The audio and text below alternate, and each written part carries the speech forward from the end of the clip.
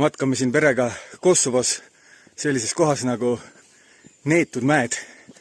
Ja see matkarada on selline 5 kiltsa pikk ja peaks lõppema kauni järvesilmaga, mida ma näitan teile siis video lõpus. Pere teeb praegu väikest puhkehetke ja mina vaikselt rühin edasi ja räägin teile selle Neetud mägede legendi. Et legendi tegelikult isegi 3. Esimene legend selline, et väidetavalt siis sõdurid, kes kunagi pidid siin mägedes sõdima ja enda rasket sõjatehnikat tassima, nimetasid selle koha siis Neetud mägedeks.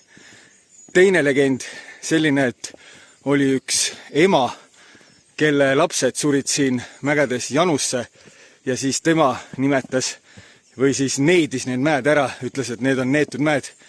Ja 3. legend on selline, et siis saatan ise tuli siia mägedesse ja lõikas need teravad mäetipud siia ja selle järgi nimetatakse neid Kosovo ja Montenegro vahelisi mägesid siis Neetud mägedeks.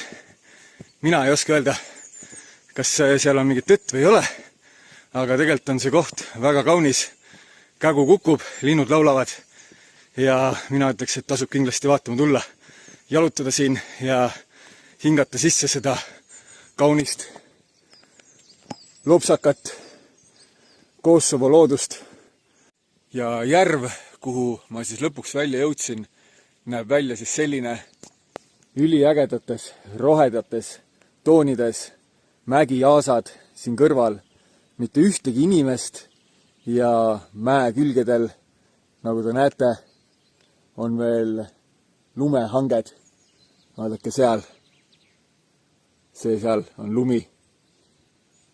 Aga käisin just ujumas, oli väga mõnus, triitonid ujusid minu kõrval ja selline see Kosovo metsik loodus ongi. Tasub tulla, tasub ennast valmis panna ka üllatusteks, aga kindlasti riik, kuhu enda jälgi on mõtet maha jätta. Selliseid jälgi muidugi, mida sa ainult ise tead. Veel, kui te enne ei näinud, lumi on seal, vaadake. Lumi. Ja mina käin T-särgis, lühikestes pükstes, aga päike läks ära.